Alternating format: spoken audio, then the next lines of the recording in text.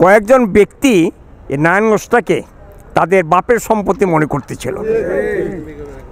পুরো দেশটাকে আবার আমাদের প্রধানমন্ত্রী এরা তার পৈতৃক সম্পত্তি মনে করতেছিলেন। সম্মানিত উপস্থিতি, আসসালামু আলাইকুম রহমতুল্লাহ বারাকাতুহু। আপনারা সবাই জানেন যে কয়েকদিনের মধ্যে দেশে যে একটা পরিবর্তন হয়েছে, মানুষ এটা চিন্তা করতে পারে নাই যে এই সময়ের মধ্যে দ্রুত সময়ের মধ্যে এমন একটা ঘটে যেতে পারে। আমাদের বাবুল ভাই নারায়ণগঞ্জের পরিস্থিতি নিয়ে সুন্দর কথাবার্তা বলছেন, অনেক গুরুত্বপূর্ণ কথা বলছেন। আমরা এই কথা আবার নতুন করে বলতে চাচ্ছি যে যখনই কোনো দেশে, যখনই কোনো জায়গায় দুর্নীতি হবে, অন্যায় হবে, অবিচার হবে, সন্ত্রাস হবে,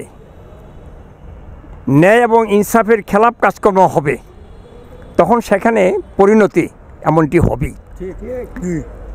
আজকে যেটা দেশে হয়েছে এটা অন্য কোনো কারণে নয়। এখানে কোনো নিয়ম নীতি, কোনো ন্যায় ইনসাফ, কোনো আইন কানুন ছিল না। কয়েকজন ব্যক্তি এই নারায়ণগঞ্জটাকে তাদের বাপের সম্পত্তি মনে করতেছিল। পুরো দেশটাকে আবার আমাদের প্রধানমন্ত্রী এরা তার পৈতৃক সম্পত্তি মনে করতেছিলেন।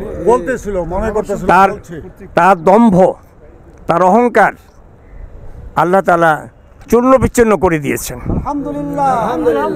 যারা পালিয়ে গেছে তাদের কেউ তাড়িয়েছেন? আপনারা কেউ কিছু বলছেন?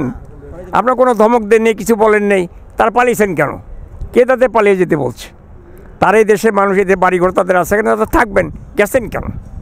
তাদের নিজেদের যে কর্মকাণ্ড, অপকর্ম, তাদের চুরি ডাকাতি, তাদের দুর্নীতি, তাদের সন্ত্রাস, তাদের লুটপাট, এই ভয়ে তারা নিজেরা নিজে চলে গেছে। তারা আমরা এই দেশে আর চাইব না যে আর কেউ এমন কোনো কাজ করুক। আমরা এখন যারা আছি তারা কোনো দেশের কোনো ধ্বংস হয়, কোনো বিশৃঙ্খলা হয়, কোনো ক্ষতি, এমন কোনো কাজ কেউ আমরা করবো না, কাউকে করতে দেবো না ইনশাআল্লাহ। আমরা সবাই মিলেমিশে এই দেশটাকে আবার সুন্দর করে গড়ে তুলতে হবে ইনশাআল্লাহ। আমরা সকলেই চেষ্টা করব যাতে করে দেশে একটা শান্তিপূর্ণ পরিবেশ সৃষ্টি হয়।